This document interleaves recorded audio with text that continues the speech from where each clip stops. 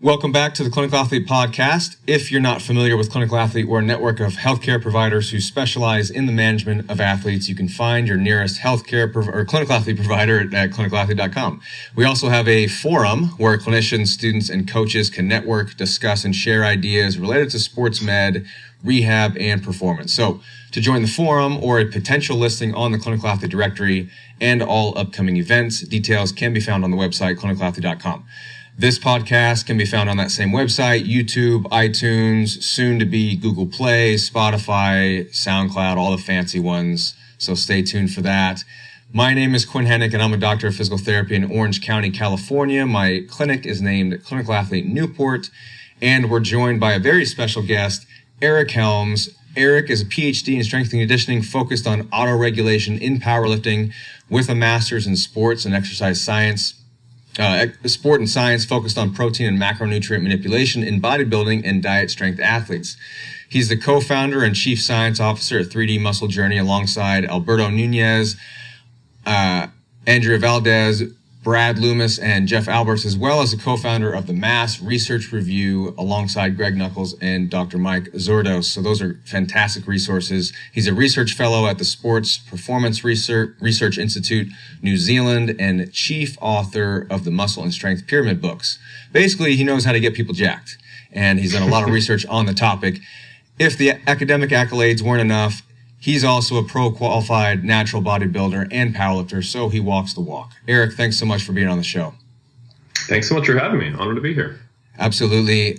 Can you tell our 6 listeners a little bit more about yourself and kind of what led you to be passionate about these things and, you know, to reach the pinnacle of your career now being a guest on the Clinical Athlete Podcast?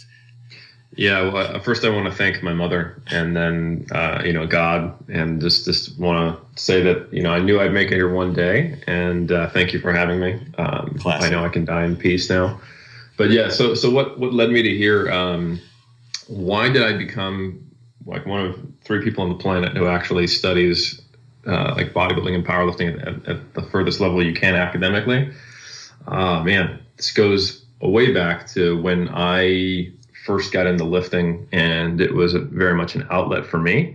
And when I first competed, I was actually just talking to my wife about this while we were eating dinner last night.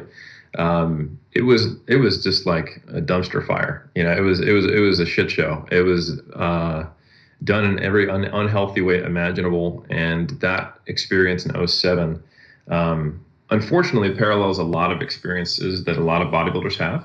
A lot of physique competitors in every division.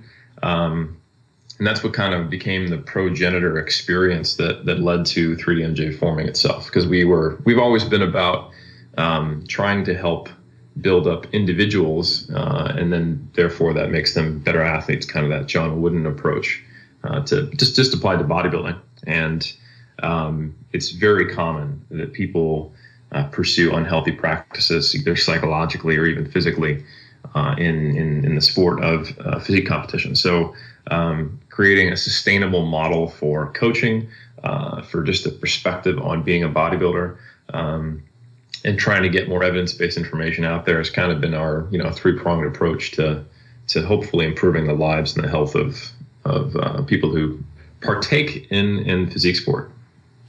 Well, and that's exactly why we wanted to get you on the show. So we're going to talk specifically about injuries and injury risk reduction in and around post-competition in physique athletes. But I think that is applicable. Physique athletes are trying to build and maintain muscle mass, and within, strength qualities within that, that's applicable to many athletic endeavors. So that's why we wanted to get you on the show. And then the psychology that's kind of wrapped around that. So what are you seeing in regards to injury rates in general during prep for these athletes? Yeah, it's a good question. So, if you were to look at the literature on injury rates in like strength sport, and if you're including bodybuilding in that, bodybuilding is pretty comfortably at the lower end of the list. I think actually the lowest end of the list. Weightlifting, powerlifting, CrossFit are kind of in the middle. And then the Highland Games and strongman tend to have the highest injury rates. And it kind of makes sense if you think about the biomechanical demands of each, and then also like the fatigue components of each one as well. Bodybuilding, you're not required to do specific movements. You can train with lower loads if you want. There's a lot of things you can do. And however, what I don't think the research has investigated, not that I'm aware of, is what aspect of the seasons of when that happens. Is it in the off season or prep? And in my experience, injuries during contest prep are actually pretty common. And I feel like every prep I do, there's like a 50-50 chance an athlete might get hurt. And I think that's kind of high. I think that shakes out to not being that much when you kind of look at the big picture perspective of a bodybuilder's career, where maybe they're getting on stage, once every other year, which is pretty common these days. Or even the folks who are competing, every year, that's still only like basically 1 or 2 injuries tops per year. But yeah, I think there's something going on there with they're getting injured more frequently during prep. And I think there's a lot of reasons it could be happening, and I would love to actually get your thoughts on this. But it kind of makes sense to me that it'd be happening under those stressed conditions and when nutrition's not necessarily in order. But yeah. Are you seeing anecdotally, are you seeing factors like nutrition or sleep, as factors either mitigating fatigue or maybe not mitigating fatigue, and then that's what's creating these issues? Yeah, so I guess just for perspective on anyone who's not at all familiar with what is going on during contest prep, this is the time point for a bodybuilder where they are now entering a calorie-restricted phase that's going to extend. If you look at like all the research on modern bodybuilders, like in the last 5 years, there's been over 10 case studies that have come out, and a few studies on like a fair number of competitors. And unlike back in the 80s and 90s, the literature showed like they dieted for 8 to 14 weeks. Now the average is in the 20 to 30 week range. And that's because to get as lean as you have to be competitive, it just takes a really long time to lose all that body fat, especially among natural athletes, drug-free bodybuilders who, if they diet too fast, they sacrifice muscle mass. So this is a period where you're calorie restricted. You are probably doing more activity in total in the form of cardio.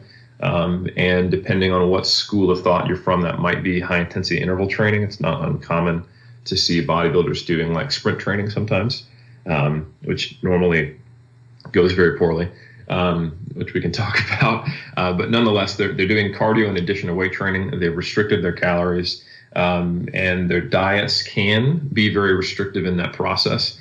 Even when someone is following a relatively balanced diet, at a certain point to get down for, say, in a man from say like 9% body fat all the way down into the competitive ranges of say like 4 to 6% body fat, just the numbers they're working with in terms of calories kind of forces a restrictive diet. And unless you just happen to be very gifted in terms of your metabolism.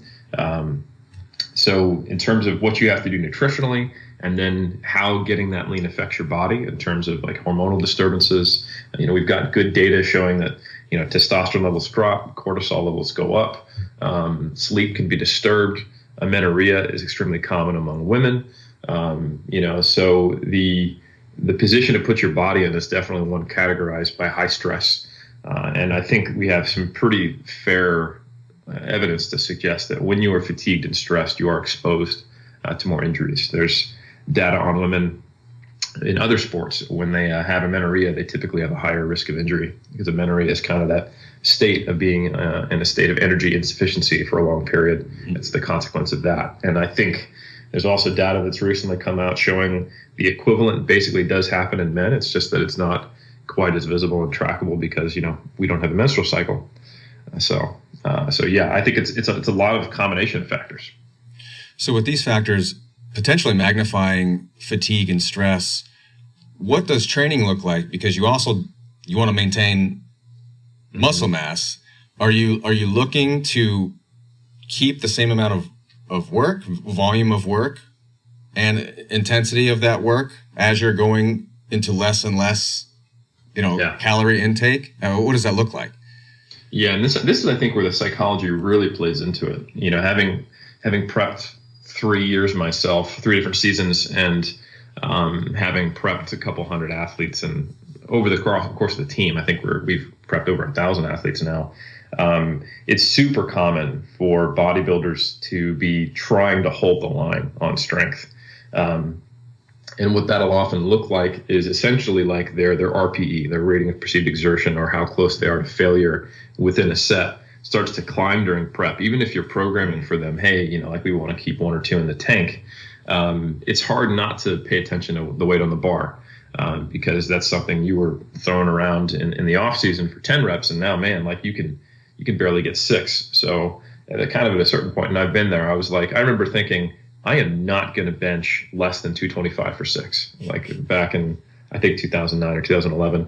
And so I ended up like always going to failure on bench just so I could still be doing 6 reps for like 4 months, versus actually having some kind of periodized and controlled approach to intensity in the off season. And I think that plays out in a lot of different ways. As bodybuilders become more aware and given the message that volume is a critical factor to hypertrophy, as we're finding out in the research, they're less and less willing to make reductions in volume during prep. And I think, like injuries are expressed in number of occurrences per 1,000 hours. So obviously the more volume you do is kind of like just a direct mathematical equation to when you're going to get hurt, right? So I think when the RPE tends to climb, the volume tends not to drop. This is kind of like your worst case scenario, or your average uncoached bodybuilder, I would say. So you're really just trying to hold the line. And I think that puts you in a pretty precarious position on top of where you're already at, just due to the diet and the cardio.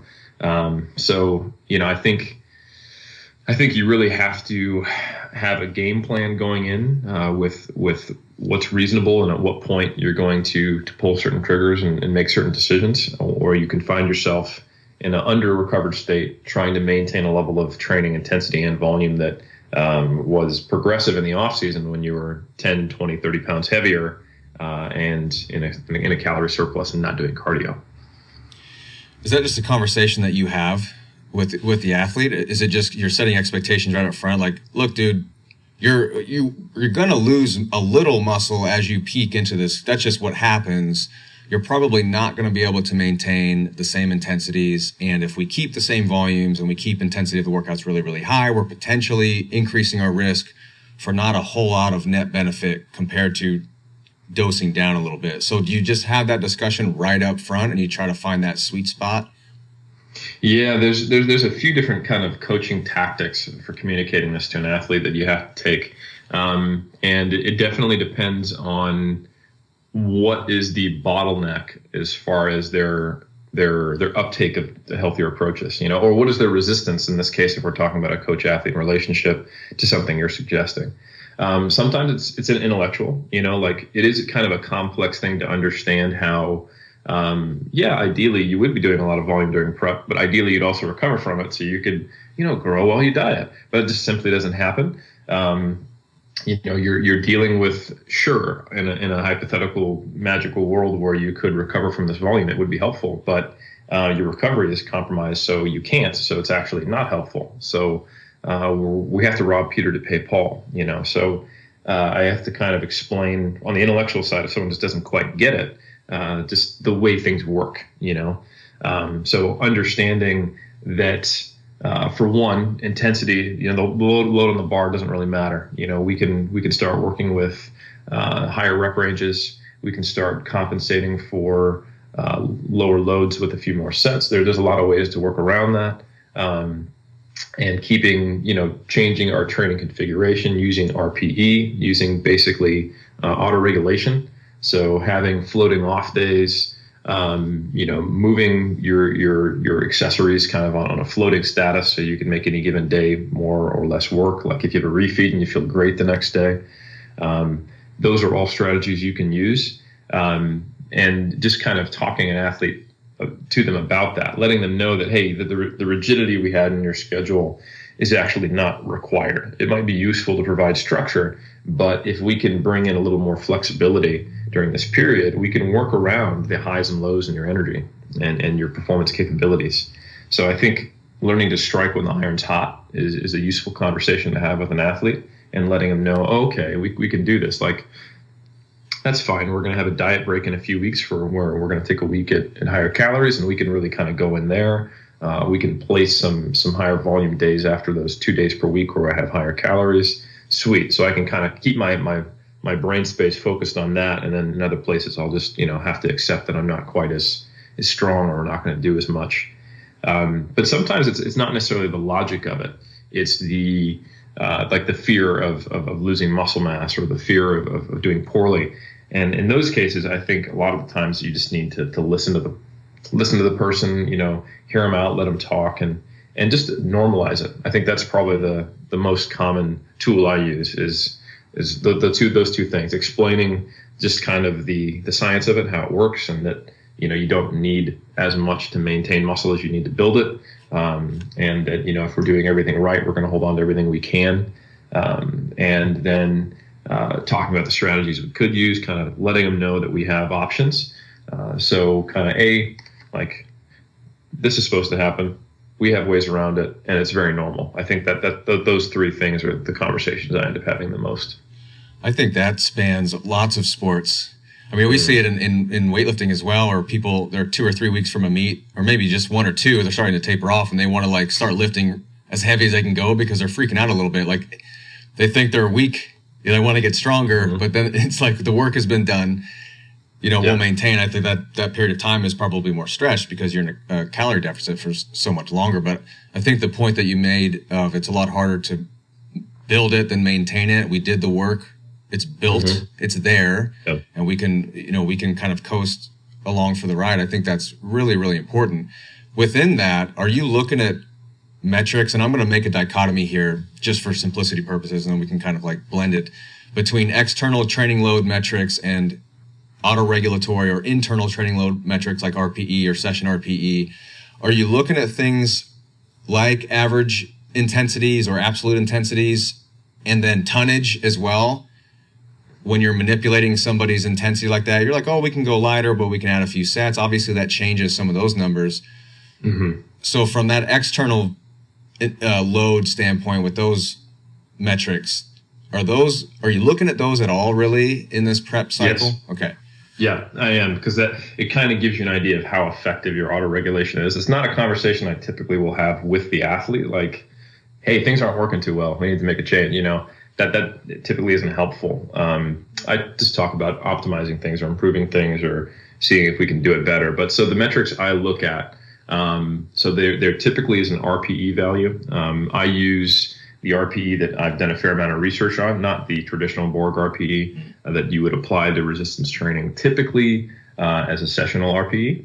But I use a set-to-set RPE based on repetitions in reserve. So those are familiar with the powerlifting world. That's what Mike Toucher has popularized. But basically, it's just a distance from failure. So a 10 RPE is the most you could have done with that load in terms of reps. 9 is 1 in the tank, 8's 2 in the tank, 7's 3 in the tank, that kind of thing. So I will prescribe typically an RPE, and sometimes that's along with the percentage of 1RM. So I might say something like 3x8 at 75% of 1RM, and by the way, that should be a 7 to 9 RPE. And then if that first load is in that range, great, we can maintain it. If it's above or below, we can kick it up or down on your second, third, fourth sets, what have you. That's the primary tool I use to auto-regulate load.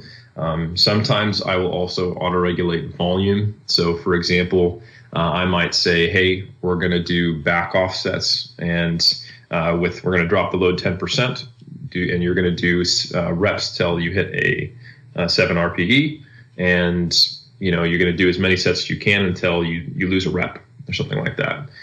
So that basically their fatigability within session dictates how many sets they do. There's a few different ways you can do that. You can use a percentage and then a certain amount of RPE climb. So, okay, great. Once we get up to from an 8 to a 9, now you stop or keep the same load, or you can drop the load and get back to the original RPE. But nonetheless, there's a number of systems you can use to, within session, dictate how many sets you might allow them to do. So those are the two systems I use to auto-regulate volume and load. And then the external metrics I look at is total volume. And there's a number of ways to look at that. I think the easiest way to do it for a bodybuilder, given that most of the time they're going to be training in like the 6 to 20 rep range, is to just look at the number of hard sets. The research we have now, if you're taking a set of, a 6 to 8 semi-near to failure, or you're taking a set of 15 to 20, same pretty near to failure, on an individual basis for a given muscle group, they're going to have a pretty similar hypertrophy stimulus. Obviously, one's going to be a lot better for muscular strength, the other one for muscular endurance, but the kind of like net impulse that you're producing is similar enough that we've seen in the literature that's going to produce similar amounts of growth. So I normally keep a track of number of sets. I keep a track of like estimated 1RM, so I know what they should be capable of, which you can just back calculate from a low rep set with an RPE. Like, oh, okay, they did 5 reps at a 9, so I roughly know that's their 6 rep max, right? So then I can kind of back calculate their 1RM. And occasionally I'll have them do like an AMRAP, as many reps as possible test with one of the bigger lifts, partially for motivation purposes, sometimes for testing, but not necessarily. But so yeah, those are the external metrics I'm looking at, is number of sets we're doing per muscle group, estimated 1RM, and then the internal is the within set RPE, and then just of course our subjective conversations to get an idea of how they're feeling. Sometimes someone will be able to actually complete the stuff you've prescribed to them and maintain the line pretty well, but they might tell you that like every set of squats is like in their head they're playing like the Sparta theme, and it's a Rocky montage, just for them to like get under the bar. So sometimes I think the mental stress of just having to do some of the harder, more total body stressful movements can be pretty bad. It's not uncommon that I'll, in the last couple months of prep, start cutting off sets of like squat and deadlift patterns and throwing in things like leg press or like back extensions that are weighted, just because they seem easier mentally.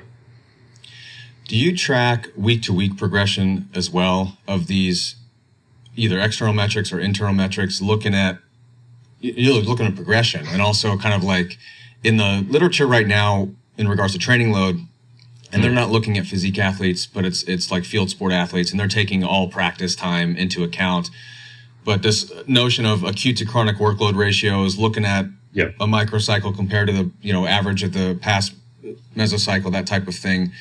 Are you seeing any trends with your athletes in regards to like if they spike volume too fast, too soon, or intensities, or even as they near prep, not wanting to spike their training load too fast? Are you seeing anything like that? Yeah, so I haven't had, I don't feel I have had the granularity to really pick up on that. But yeah, I think there's a fair amount of research on like monotony and strain. And then like you said, if you compare the previous 4 weeks of training volume to the current week, how does that compare to the previous weeks? And if it jumps up real quick, in other sports, there's certainly a higher injury risk. I've spoken to the strength guys a bit, and they've shared some stuff how they have seen that in powerlifters. So I wouldn't be surprised if it also would hold true in bodybuilders. The typical format of training I have when someone's in prep, one thing I do is I do start instituting more regular deloads.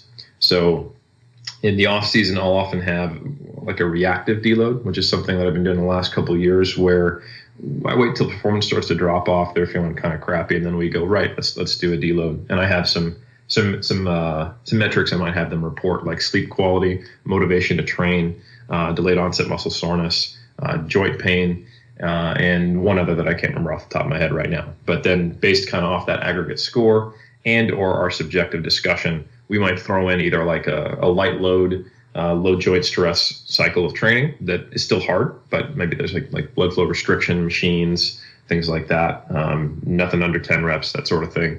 Or if they're feeling beat up overall and their joints are fine, we might just take their normal training and then just drop the volume and load a little bit, have a deload.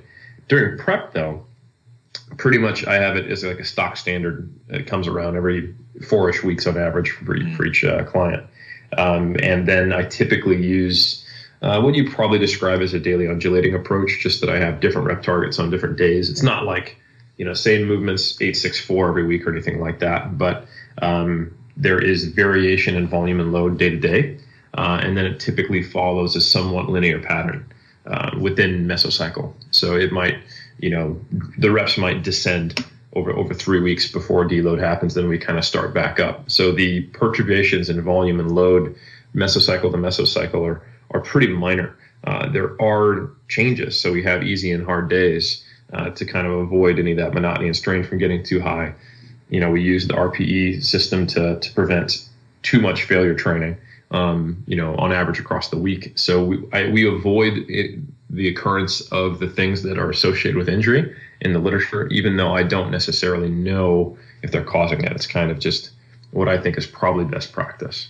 Right. Do you see any utility for a session RPE rating in the literature that I was referring to with the team sport athletes? What they would have them do, it was less reliable if they were looking at external metrics, because they're talking about practice time. They had like GPS on them, so they're measuring running and weight room time, where I think with physique athletes and barbell sport athletes, it can be a little bit more objective because that is the sport. It's just numbers. But in regards to the most reliable metrics that they were using, it was actually a session RPE times the number of minutes of the practice. And then that gave them, they called it an arbitrary unit. It was super creative on the name there, but they just they added up all the arbitrary units of the week. Then they just looked at kind of week to week progression and saw that, if you're doing like a 10% increase from week to week, you're generally pretty clear. If it was like a crazy, 15, 20% increase from week to week, you're risking things a little bit. And then they compared, averages of the past month, so that acute to chronic ratio. But session RPE, do you see any type of value for that? Yeah, I do. Yeah. I actually have used that a few times, and I've played with both the time spent in the weight room or just the number of sets or number of reps. You can do both, and I've seen arguments for both in the literature. The times I do it are when I'm actually not controlling the person's weight training. Like for example, if I'm writing a training program, then I think that's like a good global metric of just an idea of where you're at.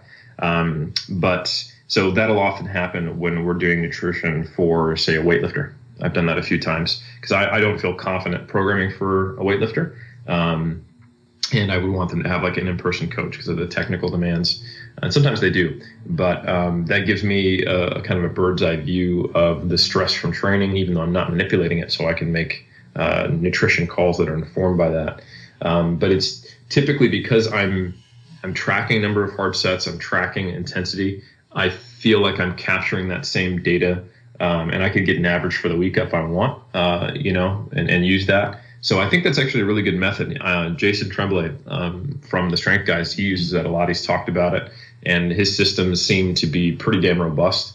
And I think that is definitely something one can do. And I think in the end, so long as you have some kind of metrics for both internal and external load, and you're aware of how within week and between weeks and between mesocycles, your total stress load is changing, then you're probably going to be all right. I think you're doing a lot of good for your athletes. If those are just kind of like, I'm not sure, if you're not doing anything crazy, it's probably not a problem, but it's not a bad idea to kind of have your finger on that pulse. And I think those are all valid ways that have been linked in the literature to outcomes that we care about. So I would agree. I want to go back to that point that you made early on about cardio and in high intensity or high impact. Yeah. Maybe even if there is a differentiation between just saying HIIT cardio, because that could be high impact or high intensity impact cardio. Yeah. Any negatives in regards to too much of that at some point during the prep or even the modality of it? Yeah, so what I always like to, just for a little background context, I would say in the mid to late 2000s, the HIIT craze kind of hit the bodybuilding scene. And there was very much the belief that if you wanted to burn stubborn body fat, accelerate fat loss, and preserve your muscle mass, you needed to be doing high intensity cardio. And the best way to do that was with high intensity intervals. And that, the standard slow, steady state cardio that bodybuilders were traditionally doing was actually a notch in against us, and that it was actually contributing towards muscle loss because of the data on interference. So there's a fair amount of data on concurrent training where people are doing endurance training are losing some of the gains they would have had they been doing resistance training by itself. And there's actually a fair number of problems with that whole perspective. So one is that, like you said, high intensity interval training doesn't have to be high impact. But for some reason, everybody wanted to sprint, and sometime around like 2005 to 2012. And I can't tell you, if some bodybuilder came to me and just said, hey, I'm doing HIIT, I've got a 6-month prep and I've been doing sprints, I've just been adding, sprints to get lean. I would, if there was like a magical betting machine that popped up and said, hey, what do you think? I got some odds for you. Well, I would be like, put it all on this guy getting a hamstring strain. At some point, I'll take that bet, because it's almost happened every single time I've seen it, like anecdotally, unfortunately. So that's one. You don't have to do certain modes of cardio. Like there's some kind of traditional beliefs around like stair steppers and sprints and certain movements that are going to burn certain regions of fat. And I think we know pretty damn well now that that's not going to happen. It's the kind of the metabolic cost of cardio that is getting it done. So, and really just the energy expenditure. So, if someone wants to do HIIT, that's fine. But I think they should choose a modality that is going to have the lowest injury risk, because it's really just calorie expenditure for a bodybuilder. So that could be, going uphill. That greatly slows you down. It slows the contraction rate, even changes the range of motion a little bit. So you're not doing fast, hard contractions at extreme and ranges of motion. You can do stair steppers. You can do elliptical. You can do rowing. You can do a lot of different things besides exposing yourself to a higher injury risk. So the data on runners, when you're actually comparing trained sprinters to trained runners, and you match it for total amount of time spent running, you see a much higher injury rate in sprinters. And that's trained sprinters, not bodybuilders pretending to be sprinters. So I think that's a big one, and I always harp on that. Second is that a lot of the perceptions about HIIT, the whole argument of HIIT is better than LISS because LISS will cause interference, is essentially a straw man. Like, all of the research on interference is on endurance training, like actually going out there and trying to get better at running marathons, not walking at like a forward incline and watching ESPN while you talk to your bro next to you. That is like so low of an intensity, doesn't even register as cardiorespiratory fitness. Like, you're not getting an adaptation, so how could you get interference? So I think that's the big one, is that calorie expenditure that is not of any intensity. Like, you don't have to worry about walking your dog and getting the interference effect. So yeah, I think that I typically kind of talk bodybuilders out of that. Like, look, if you're going out there and doing like a 30-minute run that's hard, then yeah, you like regularly and a lot, you could see some interference, especially if it's close to your training. But if you are, going on a walk in the morning, like, it doesn't matter. So chill out. So I think just kind of educating bodybuilders on that is important, so that they are not exposing themselves to unnecessary injury risk from, high intensity, which means high recovery cardio. So I typically use anything of a high intensity nature very sparingly.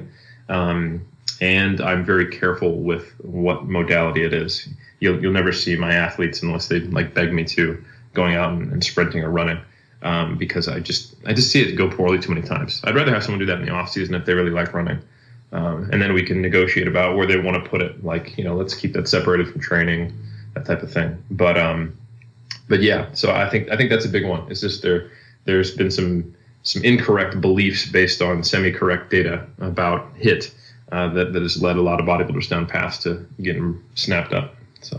So it's not that high intensity interval training gives you some type of different physiological response. It's just a shorter amount of time. So if you hate walking and just the time it takes to do that, you can burn calories a little faster by doing high intensity, but potentially, depending on the modality that you use, potentially increasing risk if you're choosing to do something that's putting your joints at end range. And ultimately, it sounds like it just comes down to preparedness. Like, if you haven't been training to be a sprinter, right? Yeah. So, or at least ease into it sometime when you're not like starving yourself, right? You know. So would you say that, let's say you've done the math and you said, you know what, if I could actually walk 18 miles a day for the next 2 weeks in my prep, would that be fine? Just low, super, yeah. Absolutely, man. Yeah, like I typically, I use cardio relatively sparingly just because it's not that effective. You know, like the amount of cardio you have to do to make a big dent in the total amount of net energy deficit you need to get fat loss is a fair amount. And there's a number of reasons for that. One, like the calorie burn you see on like the tracker at the gym is typically overestimating. Two, people think that's the amount of calories they burn in addition to their 24-hour burn, but they forget that hour walk they went on, they were going to be doing something normally, and they were probably going to be burning 1 to 3 calories a minute, even if they're relatively sedentary. So burning, 6 calories a minute at most for that low intensity session, it might only be like 3 calories a minute that's in addition to it. And also they forget that, if you get yourself tired from cardio earlier in the day, you might just burn less calories later in the day from being tired. So like there's a fair amount of data showing that the body can compensate in terms of net energy expenditure, in terms of like NEAT going down. And I think it's much more capable of doing that in the face of a small perturbation in total daily energy expenditure from doing cardio than it is from slashing, 300 calories away from your food. So the effectiveness of cardio is unfortunately not too great. So it's not uncommon for my athletes to be doing maybe 2 to 4 cardio sessions by the end of prep. And at the extreme end, when we have, say, lighter weight athletes or women who I just don't want to take their calories too low, even if it kind of makes sense if you look at it as a body weight multiplier. I just don't want them to be that restricted in terms of food. They might be doing 6-7 days of cardio. But yeah, absolutely. You can do low intensity stuff. And just to echo your point about there not being any kind of metabolic magical effects of HIIT, let's even entertain the idea that there are. When you create that kind of a quick disturbance to homeostasis, you're getting a hormonal response that does help fat loss. I'll even entertain that idea. But let's talk about what HIIT typically looks like. That's 15 to 60 seconds of going pretty hard or all out, and then resting maybe 1 to 2 times that length or 3 times that length and doing it again. That's also what we call doing like 10 to 20 rep sets of weight training, right? It's basically the same thing. So in terms of the actual metabolic stress, you doing a hard set of 12 squats, resting a couple minutes and doing it again, awesome. You're already getting that twice a week on leg day. So what do you really think you're getting that's different? Nothing. So I think, not to be anti-HIIT. I do think it can be nice to get things done in an efficient way. And, if you're hopping on something that's low impact, absolutely. And if you space it appropriately from your weight training, I think that's totally fine. But, the typical cardio protocol that I might give out there is going to be, 1 HIIT session a week of something low impact, and then maybe like 1 to 3 sessions of walking or cycling at a low pace. So if you're talking about the potential concurrent or like conflicting adaptations, it's almost like the HIIT would be more of a distractor to your strength training than the slow stuff potentially. Yeah, so there's basically 2 different hypotheses for why interference occurs. There's the practical and there's the molecular arguments.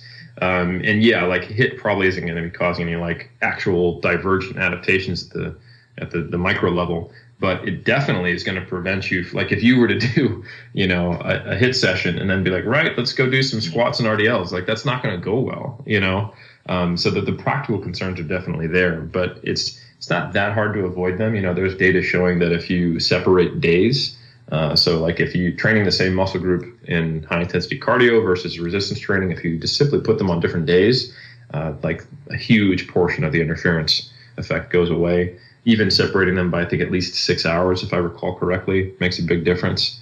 And then, basically there's kind of this hierarchy of what you can do. Best case scenario is you do them on different days. It's kind of second best case scenario, you separate them by 6 hours.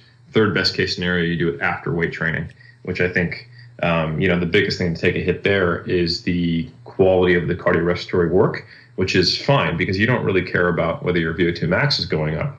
You care about whether or not you burned a lot of calories. So I think those are kind of the take-home messages to avoid that interference effect specifically. As far as how that affects Injury risk, I don't know, but I think that's going to mostly come down to modality.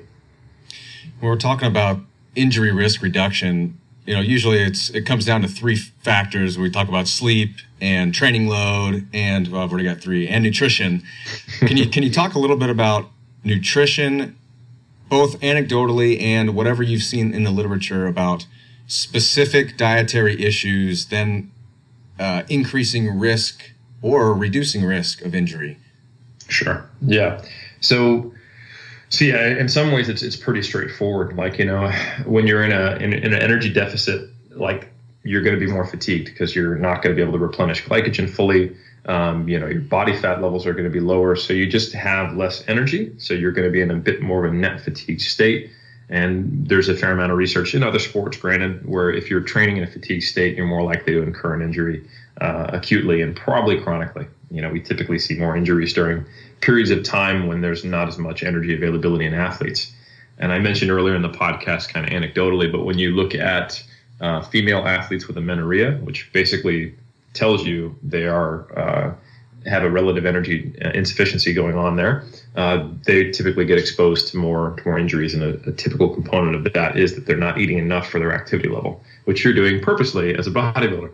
So you're definitely, I would say there's strong indirect evidence to suggest that during contest prep, because you're creating an energy deficit, you're probably going to be exposed to more injury.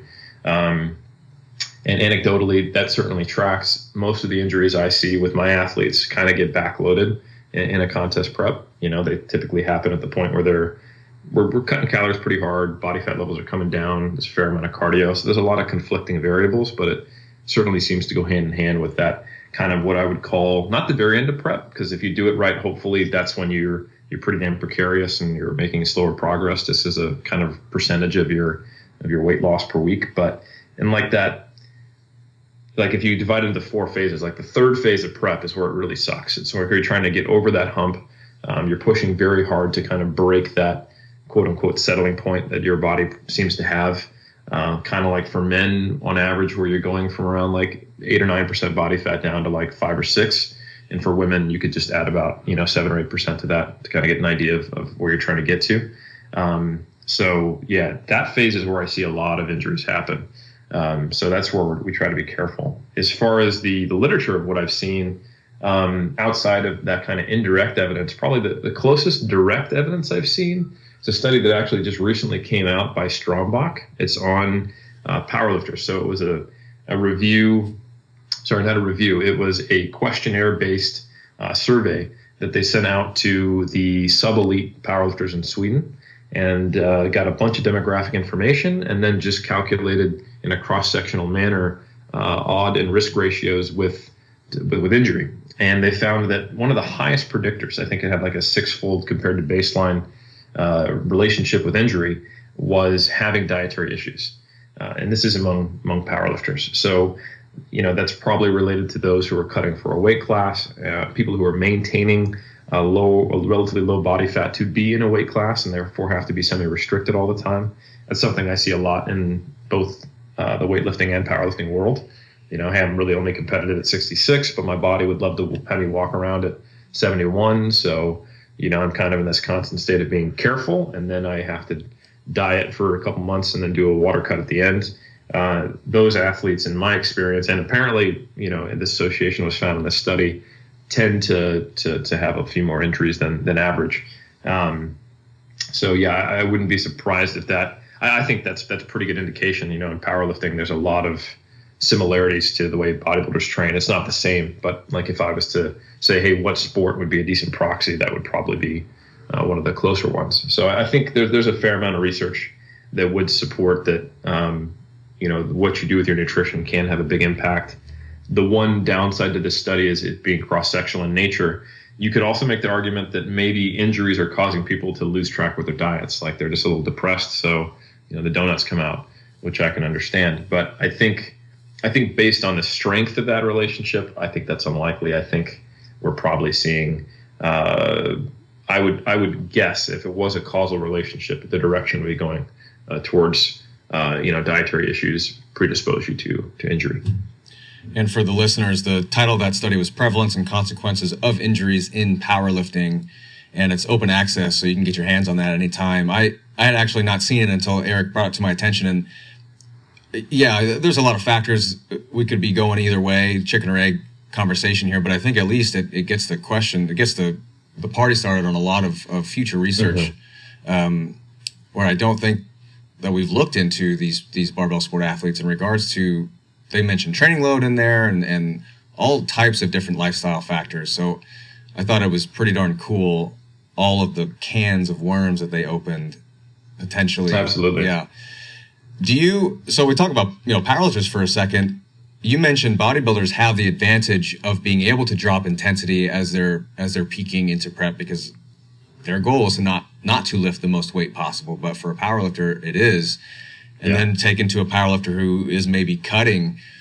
From a programming standpoint, are there considerations that you're looking at? Obviously, your intensity is going up as you're peaking into a meet, but if you know that they're cutting, is the volume even less than it would be if they weren't cutting? Are you looking at doing more singles, like cluster type work instead of doubles and triples? Yeah.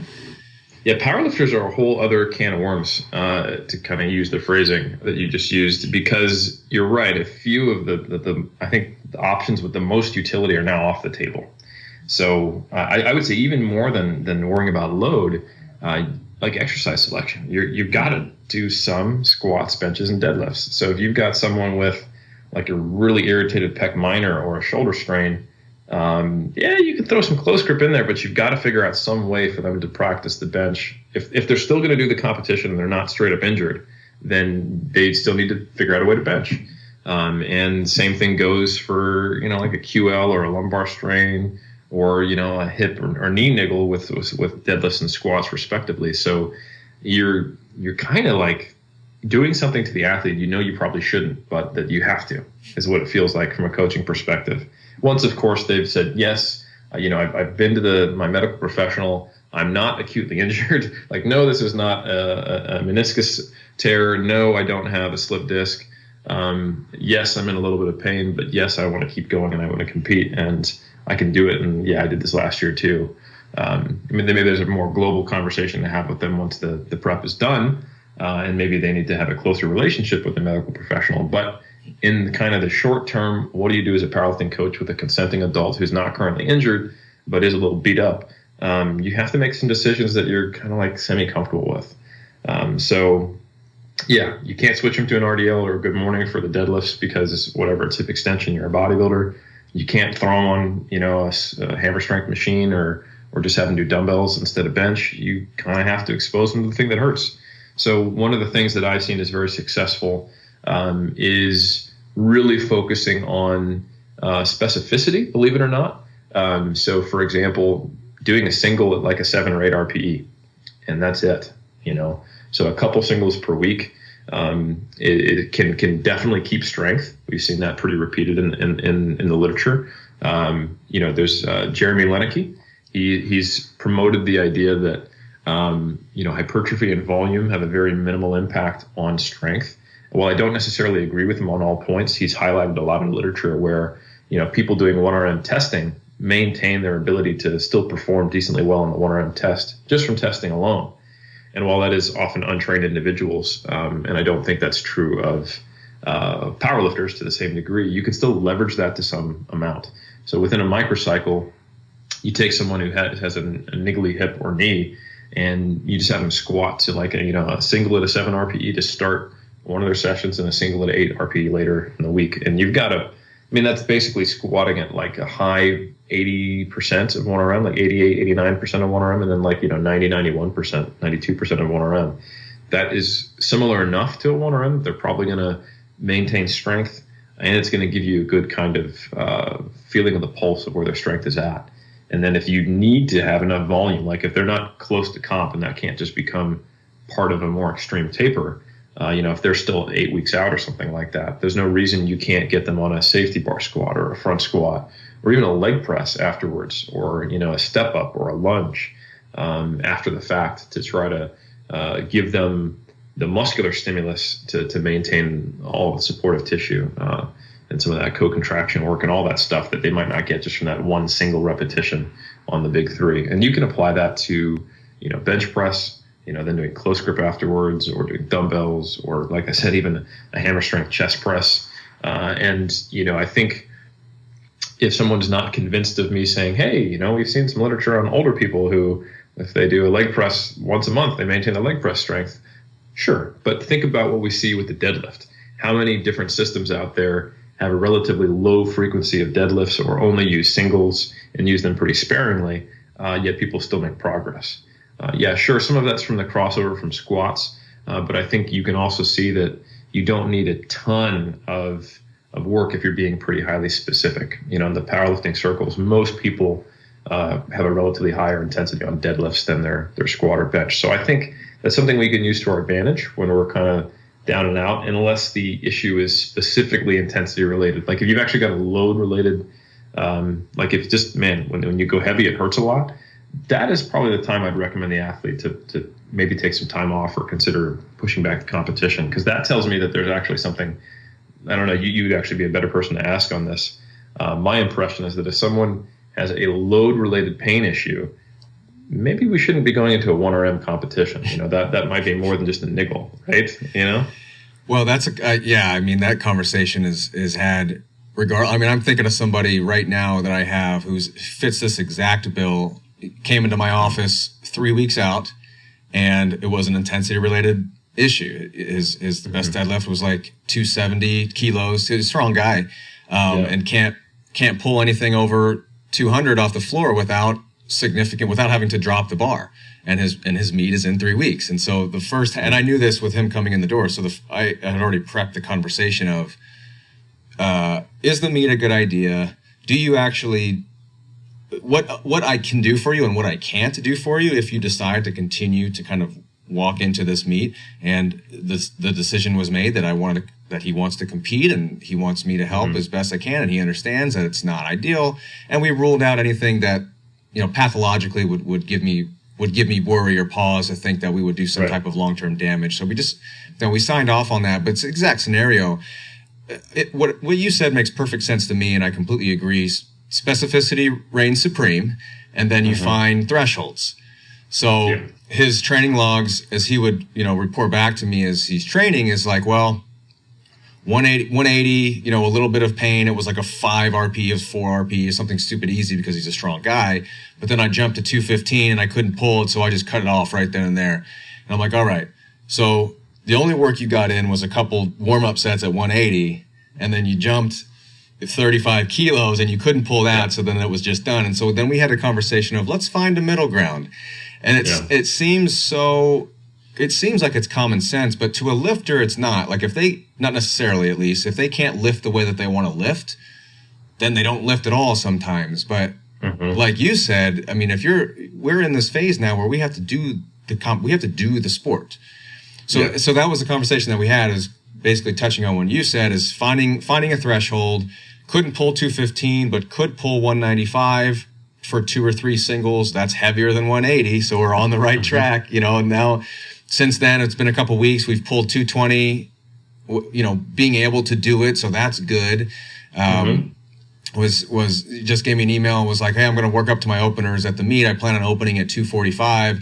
So his plan was, this is week of, his plan was to pull 245 when the heaviest that he'd pull off the floor was nowhere near that over the past 4 or 6 weeks. So we had that conversation. Probably not a good idea to basically max your deadlift that week. So it's like, but it's exactly what you said. Rule out anything insidious or what you feel is pathological to the point that you think that there would be long-term issues other than the risk of developing chronic pain, which is a risk. If we prolong, I would say structure aside, if we prolong your experience of pain, then that experience can then become conditioned to the sport, to the training, to the exercise.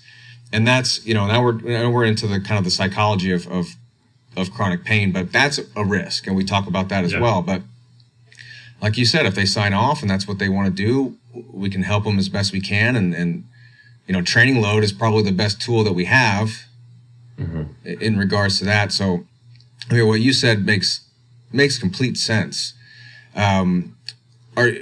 in regards to this, sleep, nutrition, training load, are you looking at that as just kind of an all-encompassing approach? Like you can't separate one from the other. You have the conversation about those three factors with every athlete, and you try to exude the importance of all three almost equally, or are you hedging your bets on one? How do you approach that? Yeah, I mean, there's a number of ways you can do it. I've talked to, I have a ton of colleagues who work in the same space as me, not even, like within 3DMJ, but also outside of it. And some take a much more quantitative approach. So they'll get like actual number values rated from their athletes on their perception of sleep quality, training load, like we talked about, those metrics.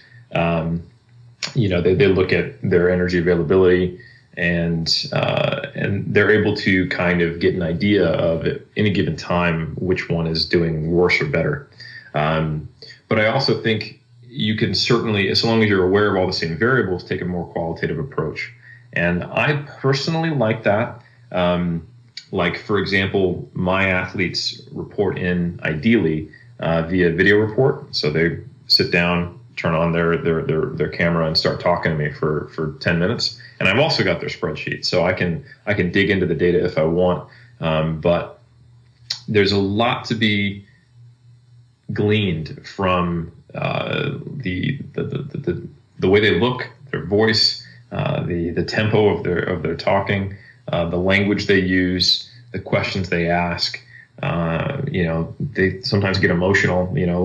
So I think opening it up to kind of that closer to real conversation, especially as an online coach, is really important, because I think not everything always gets captured, and there's an artificiality to rating things, which sometimes what you would like it to be or what you're afraid of it being becomes what the rating is versus what it actually is, and that's easier to parse out when you're having a kind of a free-flowing discussion. So I often I lean primarily on qualitative approaches and athlete feedback, and it kind of matches my coaching stance. I take more of like an athlete-centered, autonomous, supportive kind of role with my athletes. I'm not a dictator. I'm very much here to give them, advice. They're the ship captain. I'm the navigator. But in some ways, obviously there is a time and a place to say, I really don't think we should do this. Here's what I would say, or hey, we need to get a physical therapist here for me to feel comfortable still working with you. There's a scope of practice issue, et cetera. But I think the overall role is that, I'm standing next to the athlete, slightly behind them, hand on their shoulder, and saying things in their ear to help them get to where they want to go, versus pushing them or standing in front of them, pulling them, So I think both techniques are very valid. And there are times, especially if like I've had athletes who just aren't great communicators. And that could be a function of it being via online. Sometimes it's as simple as they don't have a good enough internet connection to upload videos on YouTube and send me unlisted YouTube videos. And that's where I've only got email communication or a Skype if we want to do it. Then we have scheduling logistics for Skype. So that's when I go, right, I'm going to give you this Excel sheet where we have a rating value for each one of these things each week. So I can try to get a little more granularity on my perception. So I would say they're all interconnected, and they, different ones can be more important at other times. Some are really quite, like if you turn the dial up on any one of those, you can have a serious problem. Like if you're like, right, we're on 800 calories, the wheels are going to fall off. Or if you go, okay, sweet, so you've been sleeping 3 hours a night, you've got like, a week and a half before something goes haywire. But within the kind of the normal realms of what I see during prep, they're all pretty similarly affecting the outcomes, I would say, and they're all pretty interconnected. So be flexible, and it depends, is what you're saying. Yeah, very helpful response. Always. Always. Well, that makes perfect sense, and I think sometimes we can get stuck in being metric monsters and trying to objectify everything and get data, whether or not that data is reliable and valid, and if it means anything. And then, like you said, sometimes it's another number that the athlete can see themselves and be like, oh man, this isn't good. Or like they're reporting their sleep quality value and they've been reporting poor quality. It almost like feeds into itself a little bit. Yeah, it's kind of like what you're saying about chronic pain. Totally. And so there's pushback in the field of like getting the pain rating to not be such a common question that they're asked. Like every time they're in the door, oh, how's your pain? Rate your pain. Put a number to it. Is it 4 today or is it 5 today? It just like gets them perseverating on this concept of like, yes, I feel pain. Let me rate it. Oh, what is it now? I still feel pain. It's exactly what you said. Now, are there times where we need to track progress and objectify these things? Yeah, absolutely. Just like you said, in certain contexts with certain individuals, it can just work better. But it's important. It's certainly important to be flexible. Yeah, even though this is not on the same topic of this podcast, where I see that the most is for a powerlifter trying to cut a weight class or a bodybuilder trying to get in stage shape, one of the metrics I will use right from the start is a daily weigh-in in the same conditions. And that becomes, at points where they're stalled out, the biggest indicator of their happiness for the day and the biggest potential problem. You step on the scale, you've been stalled for 4 days, all of a sudden you're feeling great, you were hitting your numbers, you're looking good in the mirror, training's going well, but no, today sucks, because that's your primary metric, especially for a weight class restricted, where it's not, you can't fall back and go, right, I'm looking really good. Coach said that I look solid in my posing videos. Like, I'm not going to sit here and tell a powerlifter, yeah, but your pec striations are looking really good, bro. Like they're like, damn it, I'm not going to make weight, so, and that can be really destructive sometimes. So I will very frequently have people just get off the scale, because even when you talk someone out of the logic of like, right, like that weighs everything. That could be water. That could be you stress. Hell, you seeing a stalled weight could be creating more cortisol, creating the weight to be stalled. Like they go, right, I get that, but it's still messing with my head. And in the weightlifting and powerlifting community as well, when they're in the point of their accumulation phase where they kind of feel like beat up and they're getting crushed by numbers that, are well below their maxes, can kind of have the same, like, what is happening right now? I'm not going to hit my numbers in a month. Then the conversation we had, like, part of the process, the fatigue will decay. That's the whole point. We're kind of, we're overreaching on purpose. But to your point, if you're not with them and they're missing these lifts, that may make them go a little heavier than they're supposed to try to quote unquote make up for feeling weak, or do more sets to try to catch up. So it just comes down, sounds like it comes down to making sure you set expectations right from the jump, and then continue to reassure and remind them of where they are in the process, where they're supposed to be, where they will be, and do so in a way that's like you're saying it for the first time. Yeah. Absolutely. Yeah. Well, Eric, we could talk all day, but man, this was awesome. Where can people find out more about you, find out more about the things that we've talked about, get more into the work that you've done? You've got research all over the place. Where can they find that stuff? Yeah, so depending on your level of nerdiness, so like if you're just a coach or an athlete, I would say check out 3dmusclejourney.com. That's kind of our one-stop shop where you can find our blog, our link to our YouTube, link to our podcast, and there are also links to my books, The Muscle and Strength Pyramids, which are about training and nutrition. And you can even find a link to MASS, which is monthly applications in strength sport. We're actually I'm not sure when this podcast will drop, but very shortly from when it has, our newest issue will come out. It comes out every month on the 1st. And we actually reviewed Strombach 2018, the powerlifting injury survey data we talked about in there. So that's kind of maximum nerd level, or almost maximum nerd level if you want to go to MASS. And if you really want to go like maximal nerd level, you can check me out on ResearchGate to see the research I've done on bodybuilders and powerlifters. Just search Eric Helms on there. It should come up. And yeah, that's pretty much all the spots. And if you want to kind of stay up with me on a more day-to-day, you can follow me on Instagram at Helms3DMJ. And just to reiterate what MASS is, so like always the pushback with being quote unquote evidence-based and diving into the literature is just the mass amount of literature that comes out on a daily basis. Thousands of articles that come out. Trying to keep up with those things is impossible, but you try to do the best you can. You pick the relevant and you filter out blah blah blah. But what MASS is you guys taking all of this data and information and distilling it down into digestible format for really anyone.